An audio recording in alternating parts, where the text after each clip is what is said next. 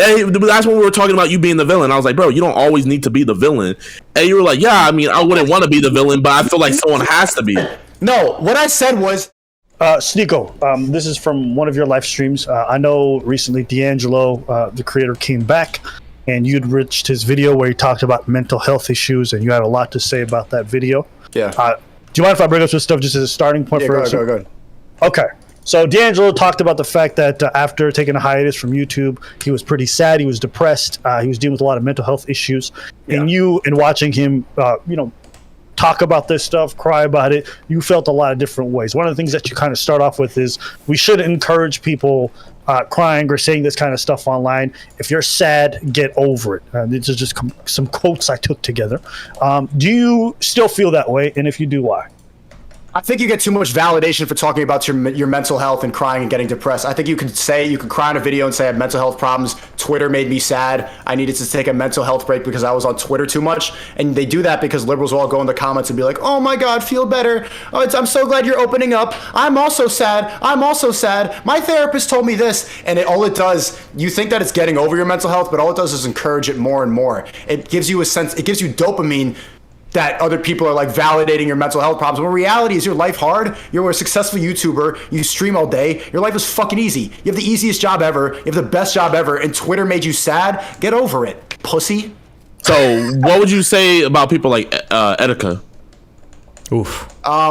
I think he actually did have some mental health problems. So what's the difference between Etika and... Oh, man. Just say he did it because he was a pussy. Be honest. Be consistent, dude. Bro, you can't switch up like that, bro. Man, That was bad. That guy seemed like he was actually deranged. You're laughing right now at the sky, but fucking D'Angelo Wallace was just on Twitter too much. He was doing cancel culture shit all day. He was researching celebrities and trying to cancel people consistently. That shit made him sad. If you're the voice of cancel culture, you spew that much negativity, obviously it's gonna come back to you. If you're on a moral high ground constantly, eventually you're gonna be like, oh shit. If you're constantly trying to, you can't say this, deplatform this, cancel that, you're gonna be sad. Etika seemed like he was going down the wrong path, and I think he was actually going insane. D'Angelo Wallace, bro, you're just on Twitter too much. Get over it. Let me try to bridge this, okay? Because for a lot of my life, I agree with you. I rail against these people. I shit on these people constantly. I used to fight with these people all the time. And when I say used to, I mean like a month and a half ago. I used to do this all the time.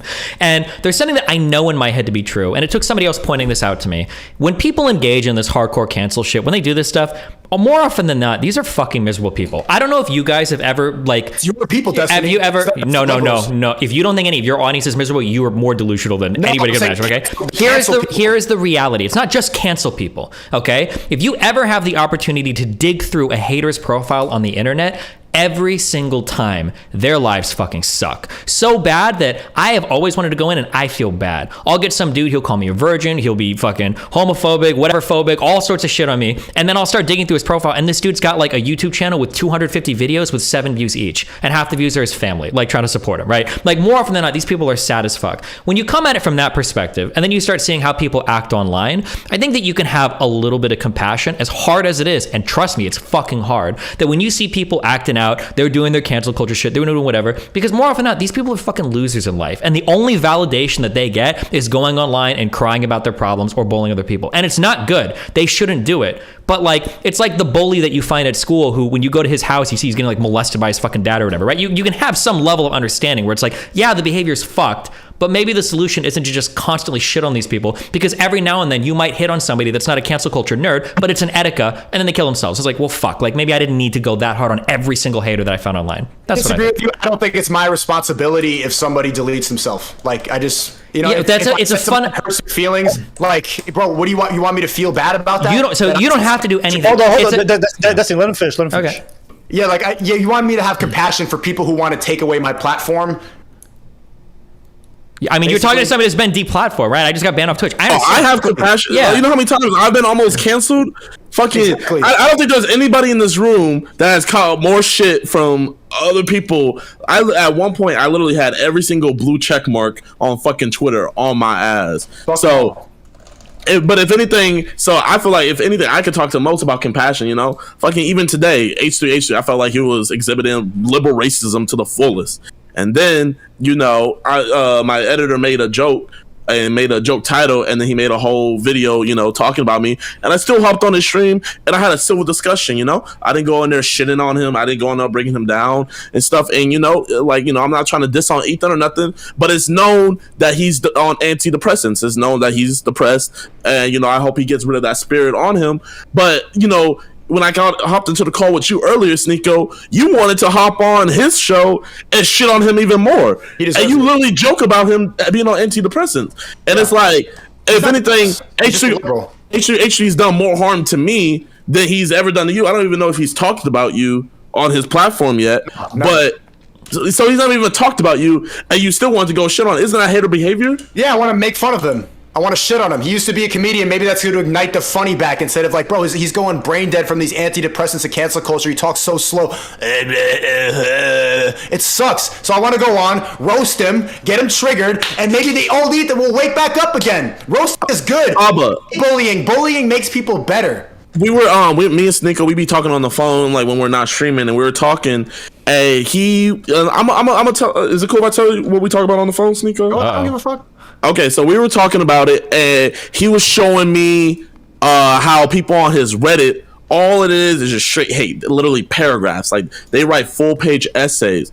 And I saw that, and I felt empathy for him, and I was like, Sneako, bro, are you okay, man? Like, having nothing but something where it should be nothing but positivity. I was like, bro, is this like getting... And he was like, yeah, it does a little bit, like, I don't want to always get shit on. Did I say that? That's literally what you said, bro. I said, fuck them. I don't care. Okay.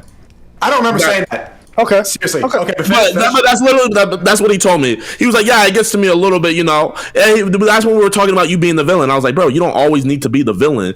And you were like, yeah, I mean, I wouldn't want to be the villain, but I feel like someone has to be. No, what I said was people like to hate watch. I don't want to be the villain, but I understand there's a lot of people online, they treat it like murder documentaries. They want to find somebody that they disagree with or that disagrees with their ideas, and they want to write essays. They like to watch it, analyze and psychoanalyze and try to get in my head, tell me to go to therapy, type an essay about why I changed, try to figure out. They treat it like I'm a character on a show. It's not that I want to be the villain. I just understand that that's entertainment for a lot of people. Okay, so, hold on. I don't want to give him compassion and empathy because it's fuck it. At the end of the day, it's just entertainment. And in that moment, you said it got to you a little bit. I don't remember saying that. Okay. Sneako, finish with your point.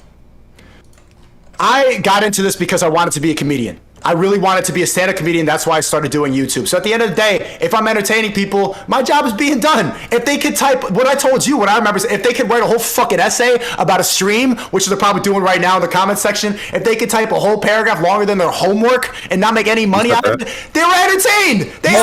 Hold up. I gotta push back on something. You constantly come up here talking about you're spreading the truth, that you're changing people's lives. You want to make them hustle. You want to make below stuff. I get that you also want to crack jokes, but we need to stop doing this whole thing where you come in on the comedian angle to kind of like obfuscate any kind of responsibility that you have. I'm not trying to because it does sound okay when you hear you talk like I'm just here to entertain.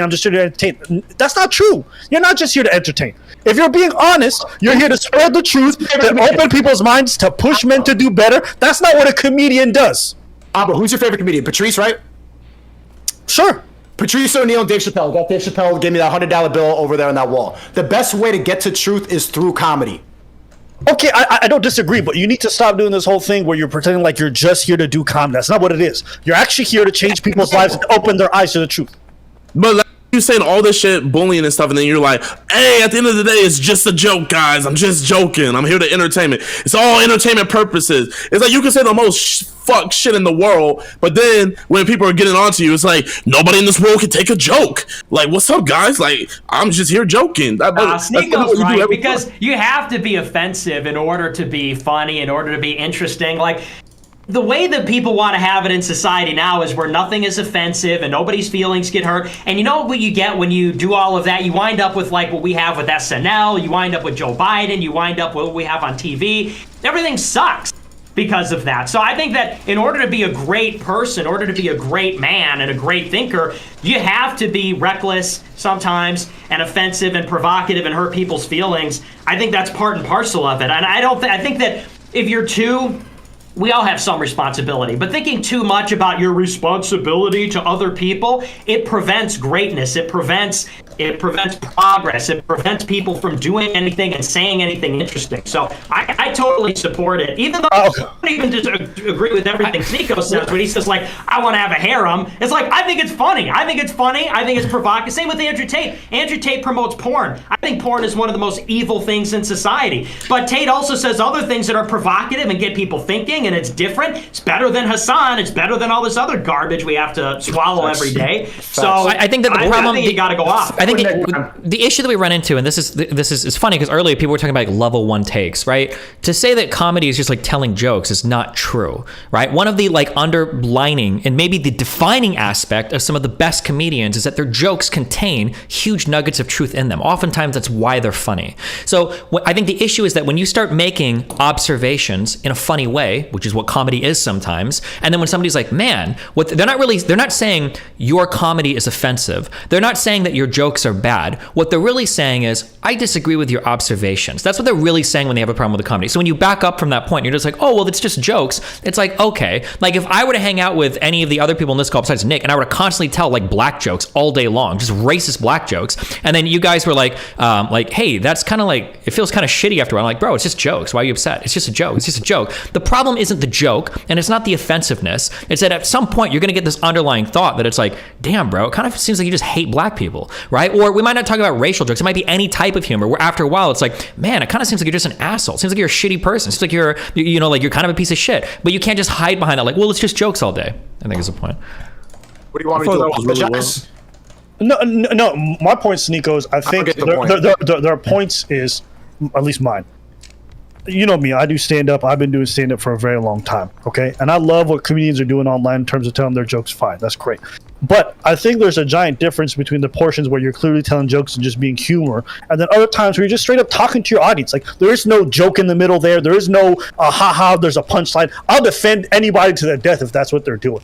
But oftentimes I see comedians just literally having 1 hour political rants, and then when they get critiqued on it, they're like, oh, no, I'm just here to entertain. I'm like, no, bro, you didn't do a single setup. You didn't do a single punchline. Yeah, I don't mind if you want to. Critiquing, they're trying to deplatform you. It's not critiquing. They're saying that I'm a loser. I'm an incel. They're saying throwing these words. I'm homophobic. I'm transphobic. I can't be on these platforms. I'm harmful. I'm the enemy. Bro, someone tweeted the other day, Sneako's a loser, LMFAO. It got 20,000 likes. It was like the highest liked tweet on this guy's. That's not a critique. But it was funny. That's why 20,000 people liked it. It was funny. I don't even mind if they want to come out and say. But what do you mean? It was funny. 20,000 people liked it, so obviously it was funny. Okay, hold on. The joke is that you're a loser. That was the joke. Okay, it was comedy. Hold on. True. They know I'm a loser. But hey, I guess 20,000 people do. So obviously there's humor in that. Okay. They can look at it's like 20,000 people in here like hearing you say that H3 is on depressant. Like, I don't see the joke in that, but to you, that's the joke. So 20,000 people like it. So 20,000 people on Twitter think that you're a loser. So that obviously, it's comedy. Hey, all he has to do is back up and say, hey, Sneako, man, I was making a joke. That's a dumb argument. The truth is, H3 is on antidepressants that he doesn't need to be. The truth is, I'm not a loser, and people say that, but they want to bring me down. The point is, when I got fake jumped when I was doing a movie and I posted a picture with makeup, the amount of people who were celebrating it and like really wanted me to die was alarming. And I got screenshots of everybody. All the tweets went viral. These replies got thousands of likes. People saying it should have been a bullet. People posting celebration gifs for the fact that they thought I got hurt in the subway. They thought somebody jumped me. Even in my fucking subreddit, somebody took a picture of me like walking outside of a mall and posted on the subreddit, and in the comment section was saying, yeah, it'd be funny if he got jumped because he defended Myron on Fresh and Fit. So fuck those people. I'm here talking and they literally want me to die. Fuck that. That's not critiquing. You're not just talking. What are you saying? Free thinking. Let the man free think. Thinking. They want me to die. They want me to die. Okay, I think they're wrong. I think everybody on your Twitter, on those I think they're scumbags. I think they're the scum of the earth. I don't think they're no good. I think they should be condemned. I think their platform should be taken away because you should not act like that. But when you really look at it, you do the same thing. Hold on. The difference is I'm trying to entertain and I'm trying to further thought. I'm trying to make people think, and these people just want me to get hurt. They're not critiquing. They're not providing valuable criticism. They're just saying you're a loser. They're just saying get hurt. They're saying you're a misogynist. That's not criticism. That's just nonsense words to try to get me canceled. So, Sneako, real quick. when they see you online laughing at somebody who's saying they're having mental breakdowns, that they're depressed, that they've had suicidal thoughts for quite some time, okay, and basically minimizing what they're doing, they're seeing you try to commit harm to somebody else. You're pretty much invalidating what they're saying and saying it's not real. What's that? That's not laughing at somebody who shouldn't be depressed, who thinks they're depressed. That's not committing harm. That's like, it's like, lighten up. How are you? Who are you to say who should or shouldn't be depressed? Isn't that like a pretty high bar? Yeah, should be depressed. Nobody should be depressed. Why should you? Why would you want to be depressed? You shouldn't be depressed. Okay, so then wait. So then why was Etika depressed? He had, but he shouldn't have been depressed. It's a better life if you're not depressed. Yeah. Do you think depressed people don't know that? A lot of depressed people, a lot of the libs that like are on your side watching your stream will adamantly defend depression until they die. They want to be depressed because they don't want to improve. Etika was lost, bro. I don't know if there are people that want to be depressed, for the people that Yeah, truly no. are. I'm Oh, sure there are some there people. absolutely are. I'm sure there are some people that like It's to. an excuse. People love depression because they don't want to take accountability. They don't want to work. That's liberals. That's why they get fat. That's why they take antidepressants. They don't, and that's why H3H you can't even fucking debate. They're pussy. They don't want to have any confrontation in their life. They just want to take pills and have someone tell them all their problems are not your fault when they really are. So do you feel like for people, depression is a choice? Yeah. Yes. Okay. That happened to me too. I was depressed and I was in college. I'm like, wait a second. I'm in a first world. I come from a middle class background. I could go on the internet and make money right now. I'm just not uploading videos. I shouldn't be depressed. Why would I want to be depressed? I'm laying in bed. Bro, the decision is get out of bed. And people don't even want to take that accountability anymore. I'm in bed. Get up, pussy. I'm tired of that shit. Okay. All right. Yo, Don, you there? Yep, I'm here. All right, Don, I know you wanted to speak. I didn't want to leave you out. You want to go? No, I was just wondering, at first what we were even getting on Sneako about, in regards to what he said. Like, you were saying something along the lines of, oh, he has something that, like, an idea, a concept he was standing on, and then when he gets pressed about it, he says, oh, it's just entertainment. I was just trying to ask what that was, because I personally haven't seen that happen. Seen him. So you were saying that there are people out there who will say something that's risque, right? And then when they get pressed online, then they go guys, I'm a comedian. Oh yeah. This happens all the time. There's a guy right now. His name is there's a creator named Def Noodles who's just out here calling people pedophiles and say whatever they look like, and then they'll obfuscate by saying, "Oh, I'm a comedian." Yeah. In Sneako's case, sometimes I'll watch the stream and man, she's like out here, he's going in, he's spreading the truth, red pill, not always in a joking manner, and I don't think there's anything wrong with it. But when he's getting critiqued on some of his takes, he falls back oftentimes on the I'm an entertainer, I'm just here to spread joy or humor. I'm like, that's a bit. You've not said numerous times that you're just here to entertain. When have I done that when somebody criticized me fairly? I don't remember ever doing that. When we were talking about Tommy and you were talking about bullying needs to be reinstated, and I was like, bro, what are you over here talking about? It's like, and then you said, hey man, I'm just joking. Like you still agree with what you're saying. We're not saying that you're backing off of it, saying that it's not valid. Like you still agree with what you're saying, but you're saying it in a joking manner. The guy that you're talking about, the pedophile, he's trying to discredit everything he's saying. What I'm saying is true, but I'm still joking too. I'm still trying to entertain. But yes, bullying is good. It makes you a better person. Okay. So can we not just focus on your take? Like we don't really care if you said it in a joking manner or not. You truly believe that bullying is good. So that's all we want to talk about. But then if you just shield yourself and say, "Well, I'm just joking," it's like, well, we don't really care about the fact that you're joking. I'm not shielding myself from that. Okay. All right. Well, listen, Don, does that answer your question? Yeah. Talking about, I guess the only thing.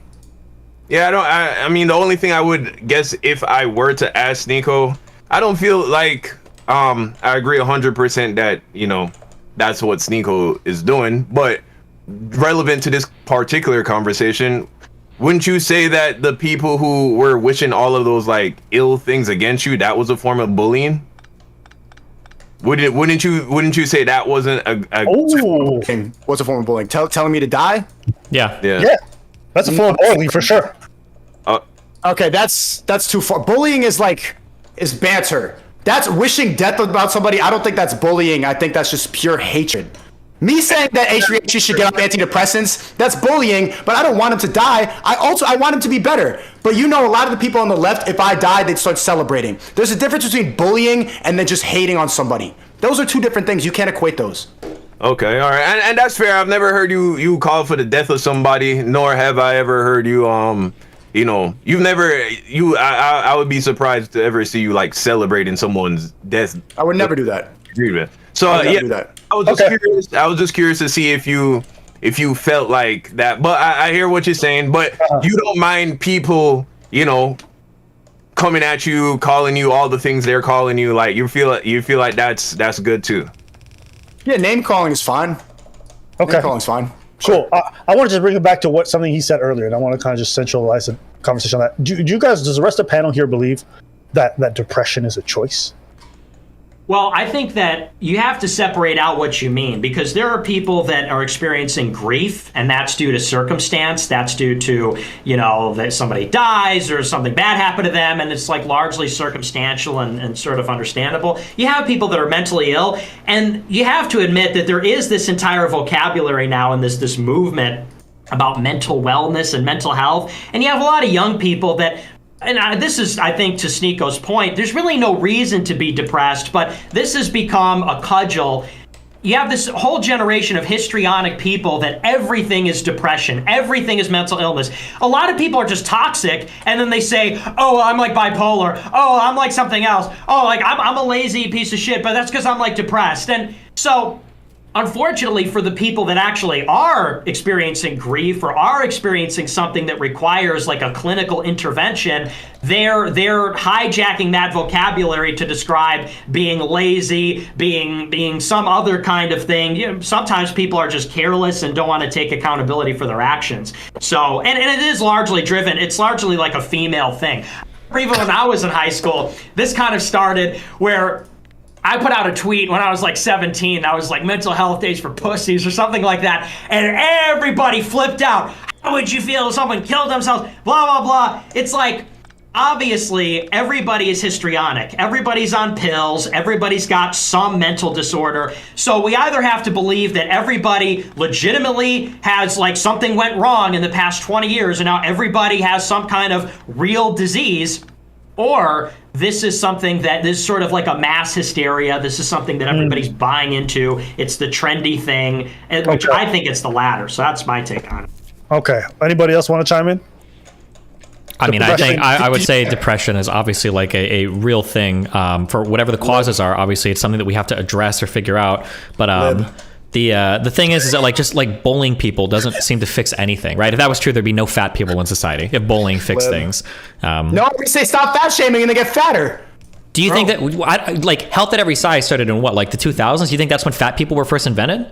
Yeah, but there's more fat people now than ever were, and now we say there were already people becoming fat. They were becoming fatter and fatter and fatter and fatter. More now, there's more, and we say don't body shame. Don't you see the correlation? So this is Destiny. We put fat people up on billboards in Times Square now. They're underwear. This is the entire problem encapsulated in one issue with your worldview. You have a trendy way of viewing the world that feels good. Your audience like sucks you off. You feel like you got the answer for everything. And the answer is just libs and conservatives. And it's a very simplistic way that you can view the world and view all the problems and have an answer to everything. The reality is that we have highly processed food and that we have incredibly lazy lifestyles. And they're getting worse and worse in terms of exercise, right? That's the issue. But combating those problems is hard, right? How do we deal with like the amount of fucking calories we get in our diet every day? How do we deal with the fact that we have like more carbs and sugars than ever before? How do we deal with the fact that we don't get exercise? Those are hard problems, and those answers aren't always fun. But you know what is fun? You know what is fun? Is going on Twitter and being like, wow, look at this fucking advertisement in Times Square. There's a fat person. That must be where they're coming from.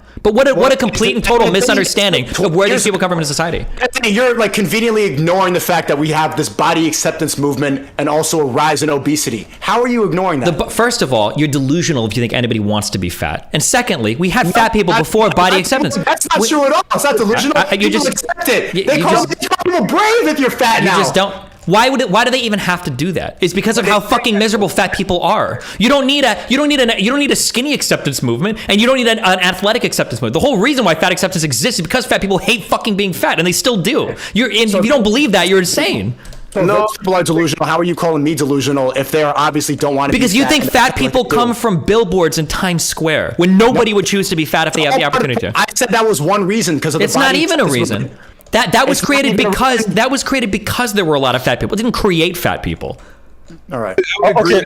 Go ahead, Don. Yeah, I was saying first to the first point about depression. I would say depression is just a symptom of an underlying problem. You know, I would, of course, depression is real, but the cause of it is very much, you know, what they propagate in mass media is very much incorrect. You know what I'm saying? Depression is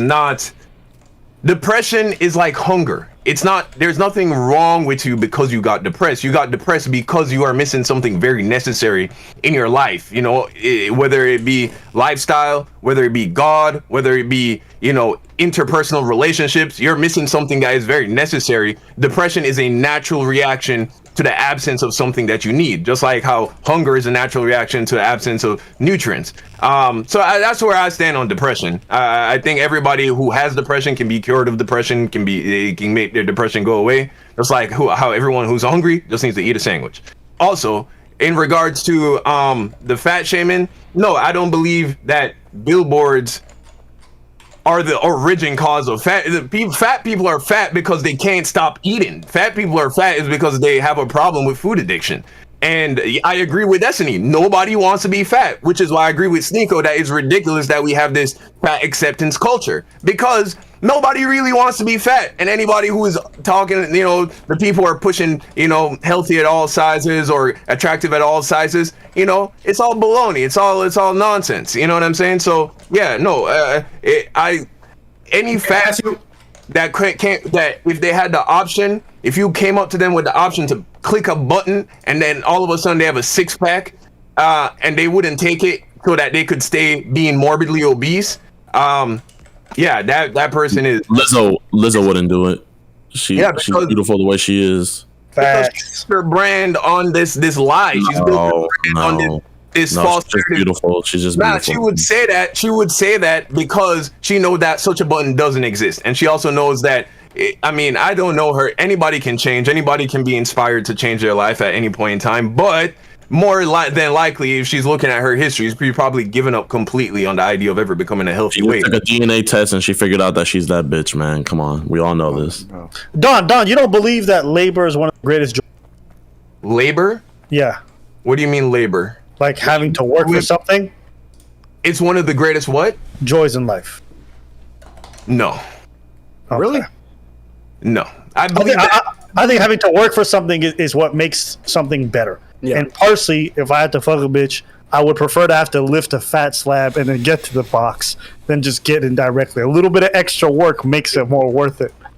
Okay, all right, I get what you're a comedian, but no, I was saying no, like working hard.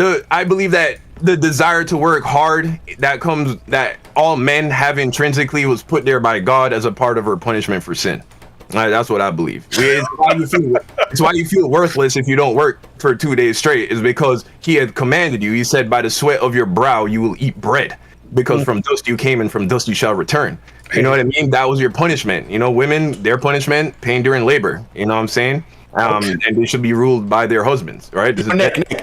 Nick, I want to ask you a question because you met a lot of these people for the first time today. Can you guess how many booster shots everybody got here based on their ideology? Oh, no. Well, yeah, probably, yeah. Guess how many shots everybody here got?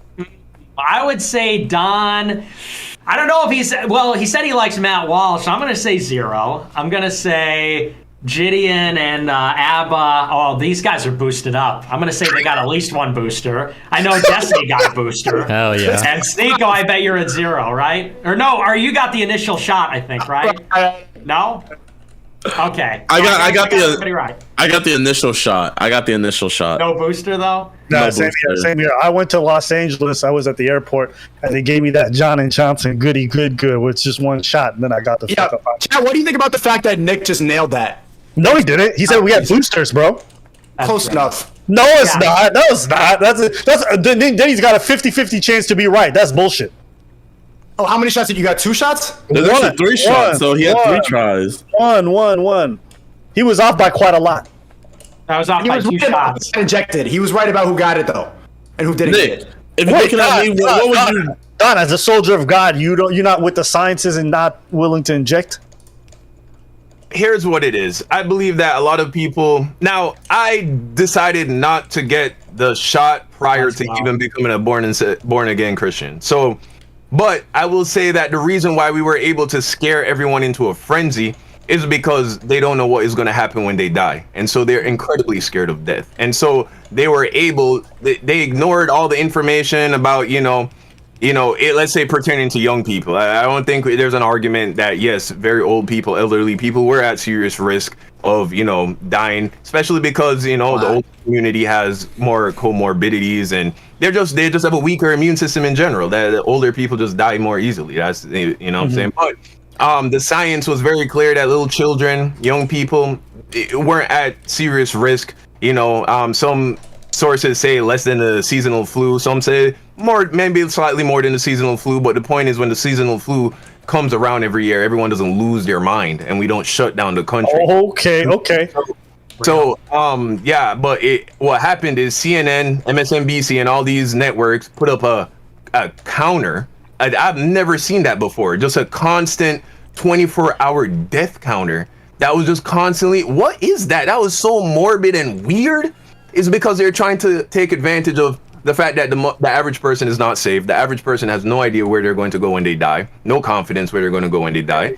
And so they do not want to die. And so they're like, yeah, I'll take a shot. I mean, I'll drink, I'll smoke, I'll take drugs, whatever.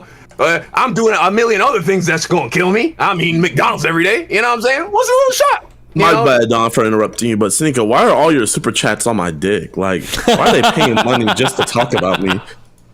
So that's on you. No.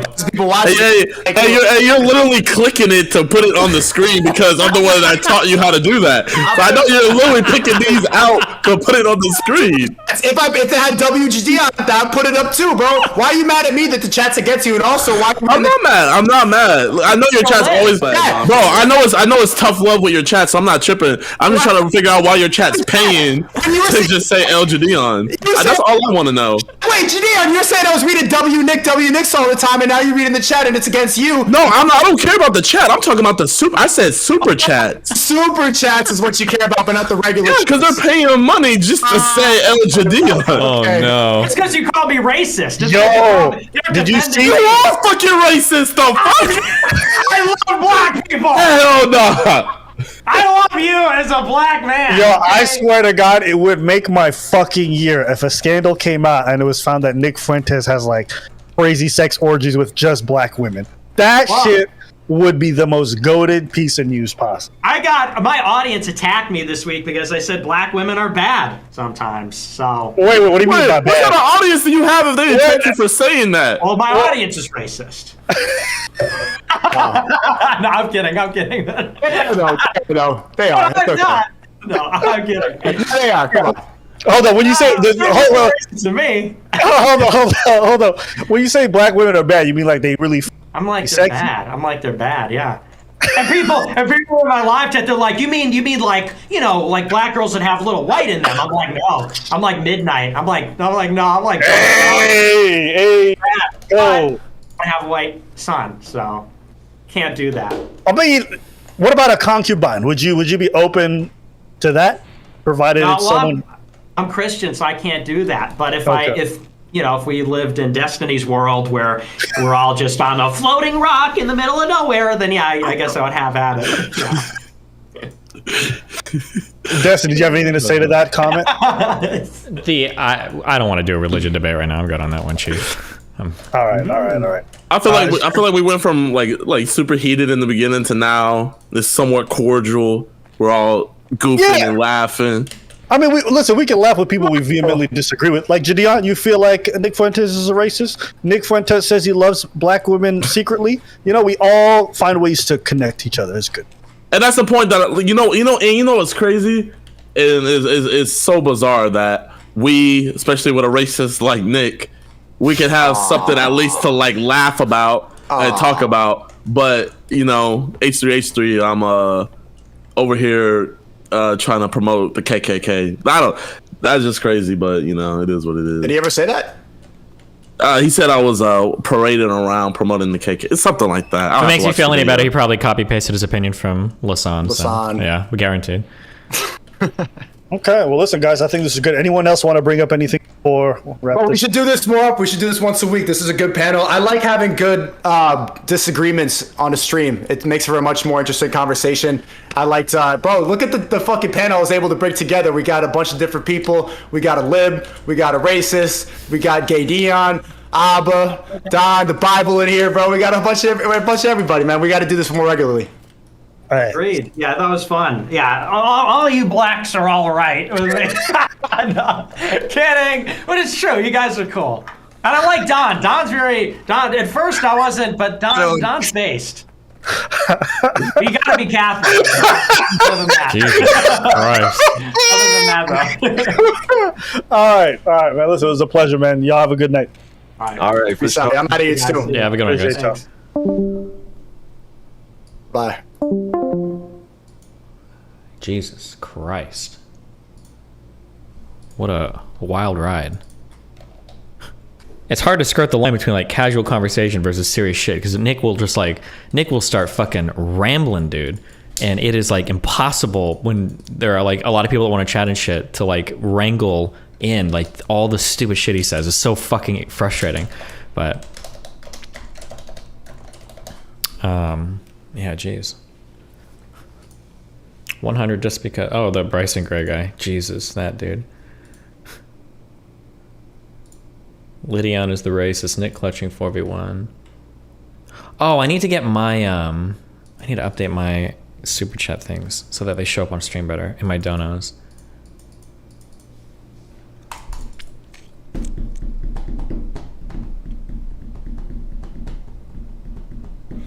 Destiny, they played the same game you play. I don't know why people say that. So again, like you can make the claim, any claim you want, but like any question, I need to start doing that aggressively. I used to do that in debates. When I would pose a question to somebody, they'd say, well, you're being weaselly. I'll answer the question that I pose at you. It's not like I'm dodging my own questions. I'm only trying to like spam a question at you. That's just not true. Like I will, I'll answer any question I ask, but yeah. Why the fuck is Sneako so blind to Fuentes being racist? I don't think he's blind to it. Fuentes has a lot of opinions he agrees with about like against the establishment, basically. Thoughts on the Don guy? Don was the really religious guy, right? He seemed cool, maybe. I'm always hesitant because I don't know until I like get to talk to somebody more. Like these people might be insane. I'm not sure, but I don't know. They all seem fine. We have this Jonathan Haidt debate on social media. Legal Eagle video about Trump's alleged crimes at Mar-a-Lago. There was the combo Sneako had with Fuentes yesterday. I don't think I'm gonna watch this. It's probably boring now. Something about Chris Chan and a dark future on the horizon. Oh, with this Rollo Tomasi dude. We were gonna watch this, but what are your thoughts on the fat acceptance movement? We didn't get to hear much. Fat acceptance is cringe as fuck. The problem with like every left-leaning liberal movement or left-leaning progressive movement, it's probably true of right-leaning moves as well, is there's always like there's an aspect of truth to it, but it ends up always getting pushed too far. So like you should always love yourself and you should always love your body. But the difficulty for a human is to simultaneously accept a love of something and a criticism of something at the same time. We tend to be really binary with how we view things. And one of the side effects of that is that any negative trait we have, we always try to reframe that trait in a positive light instead of being upfront and honest about the negativity of the trait. So like one example of this might be, let's say you don't go to the gym. Instead of just saying like, oh yeah, you know, like I'm out of shape and I'm weak and, you know, I should be. Instead of saying something like that, what people do is they'll reframe it as like, oh, well, I shouldn't work out anyway. It's a waste of time. I do better things otherwise. Or, you know, like people will make excuses for it. They'll take a negative trait and they'll try to spin it in a positive light instead of just saying like, you know what, I can love myself. I can love my body. But yeah, this is like a negative trait of mine as well. And I think that's the issue with fat acceptance. And that like the fundamental idea of like, listen, I'm overweight, but that doesn't mean I have to hate myself. That's true. And you can even love your body without hating it while acknowledging that there's like some negatives of it. But it gets pushed too far, and then you get people saying things like, well, just because you're fat doesn't mean you're unhealthy. Well, yeah, being fat is by definition unhealthy. There's a whole host of like negative outcomes that are related just to being overweight. Even if you exercise and everything else, just being overweight in and of itself is a bad thing, you know? So yeah, that's that's the issue with the fat at every size thing, that it tries to reframe a negative and a positive instead of just saying you can simultaneously accept the negative aspect of yourself without hating yourself at the same time.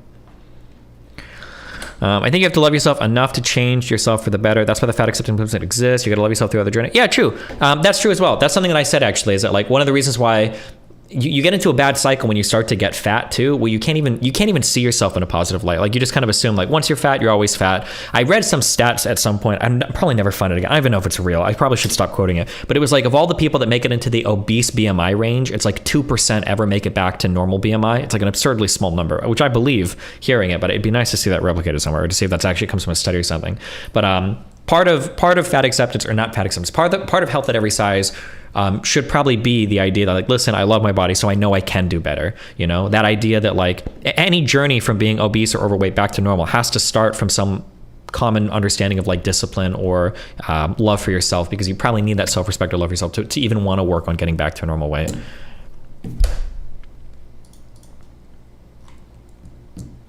Wasn't it the case that the Biggest Loser winners always went back to their old ways and obese again? That's a complicated thing. That has to do with losing weight very, very, very, very, very quickly. Don't ever do that. The crash diets are really bad. That study was really scary.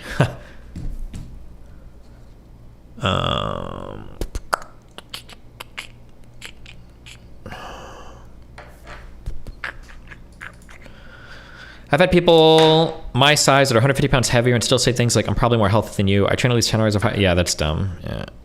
You fucked yourself hard when you said nobody wants to be fat. To be honest, there's very clearly people who do. No, you're way too online if you think that. That is some actual crazy online shit. There are not this large swath of people that want to be fat. They might even say so outwardly, but that's a cope. That's absolutely not true. Is BMI a good metric to use? Yeah, BMI is like a good like rough estimate metric. There's nothing wrong with using it.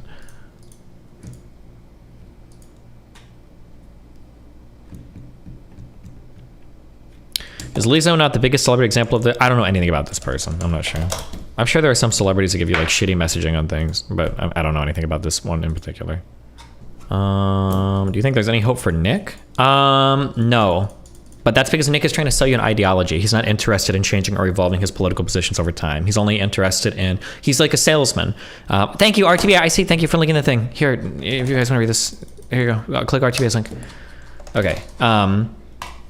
If somebody's trying to sell you an idea, so if somebody's trying to sell you a political ideology, or somebody's trying to sell you a political movement, then fundamentally they're only interested in growing the size of your political movement. They're not interested in like helping you critically analyze something or helping you like figure out yeah,